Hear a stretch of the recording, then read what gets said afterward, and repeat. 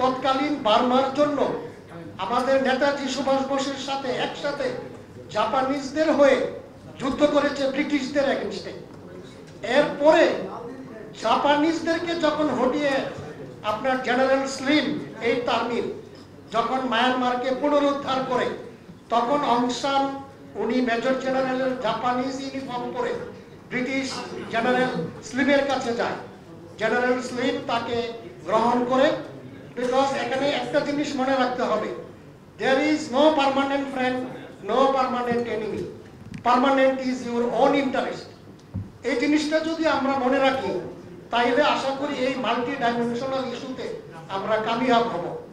আমরা কেউ কাউকে আন্ডারমাইন করা উচিত না যে আমার চেয়ে আপনার দেশপ্রেম কম, সেনাবাহিনীর দেশপ্রেম বেশি, এরকম কোনো। আমরা প্রত্যেকটা বাংলাদেশি বাংলাদেশের জন্য আমরা রক্ত দিতে প্রস্তুত।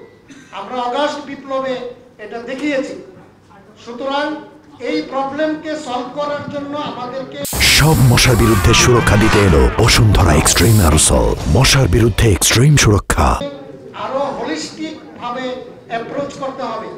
ইতিহাস বলে যে এই যে নাম নিয়ে রাখাইন নামটা, এটার সাথে আপনি যদি মানে রিসার্চে যান, রাক্ষসা, রাক্ষসা মানে নট ইন নেগেটিভ সেন্স, রাক্ষসা মানে শক্তিশালী, ওখান থেকে রাখাইন শব্দটা এসছে। অ্যারাবিয়ানরা যখন বাণিজ্যের কারণে 7ম শতাব্দীতে ওখানে এসেছিল, ওখানে একটা শিপ ডুবে যায়। ওইখানকার কিছু আরবরা ওইখানে গিয়ে আপনার বলে যে রহম গিয়া, আল্লাহর রহমতে এরা আপনার ওখানে বেঁচে যায়। ওখান থেকে রোহিঙ্গা শব্দটা এসছে। আর রাখাইনের সাথে আর রাখাইন অ্যারাবিক কানেকশন